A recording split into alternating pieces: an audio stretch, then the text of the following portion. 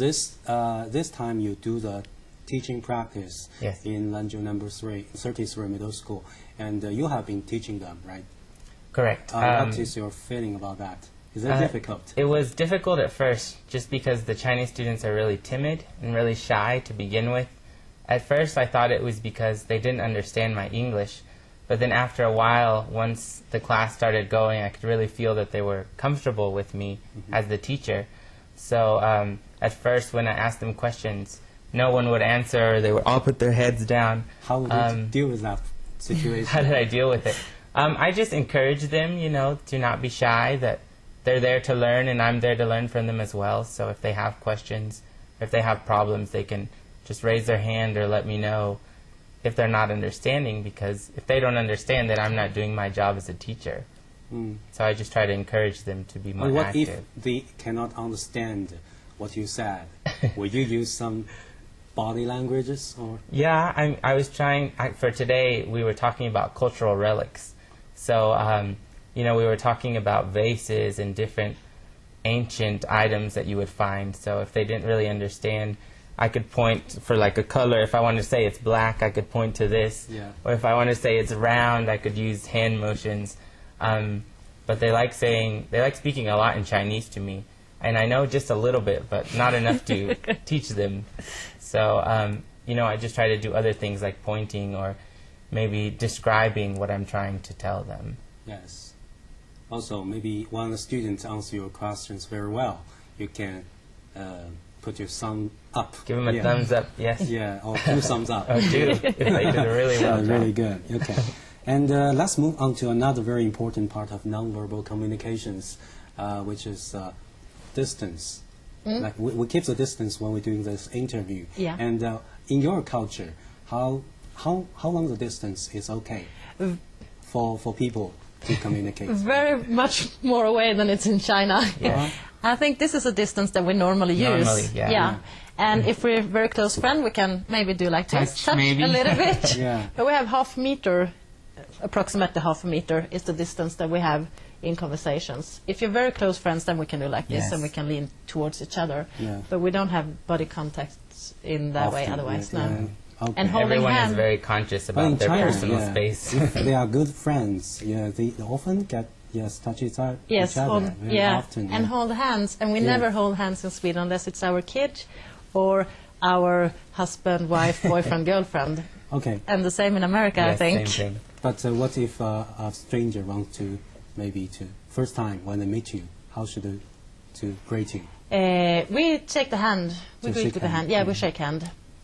If it's a close friend that I haven't seen for a while, I can give them a hug. But otherwise, we use the hand for saying hi. For strangers, it's usually the handshake, Yeah. I think. And a little bit of a distance away from the body. Not too close to the body. A little bit away. Yeah. Okay. You have been teaching here, and did you find any difference between the Chinese education system and that of the United States? Actually, yes, I found a lot of differences. Even though I've only been in the classroom for 2 days, I can really notice that they really focus, it looks like, memorization and repetition in the classrooms here.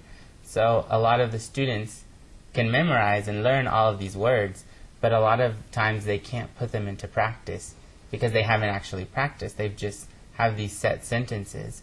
Whereas in the United States, I think we focus more on critical thinking and practicing what we're actually learning so that we can actually use what we're learning in real life. So I think that's probably the main difference. Could you please give me a general outline of the American educational system? Like in China, we have the basic education and technical and vocational education, the higher education and adult education. Yes. What about the way it starts is probably the first contact you have with education in the United States is early childhood education, which starts from age 3 to age 4. 3? And so at those ages, what they're basically teaching is social skills, really how to interact with other students and really building that foundation to have a love for learning. So, they do a lot of songs, they do a lot of games, and then once they move on from that area and they can actually speak and communicate with other people, then you start your elementary education, which is everywhere from kindergarten to the 5th grade. So that's a total of 6 years. And then after that, you move on to middle school, which is 6th, 7th, and 8th. and then you have your high school, which is 4 years. And then after high school, usually the parents and the students will get together and decide if college or university is the next step. So there's 2-year universities and there's the 4-year universities. And like you said, here in China, there are a few vocational or technical schools for people that really want to get into the job market right away. Yes. Do all the high school graduates can go up to the universities or colleges? It depends a little bit how good grades they have, but most of them can move on to college or university. You can also, if you don't have that good grades, you can always take a special test so you can higher your grades so you can get into college or university. How about I think everyone in the United States has the opportunity to go. Not everyone chooses to go to university, but everyone has the opportunity. And we definitely have a lot of government-funded and private-funded scholarships and programs that really help those students that might come from the lower income families.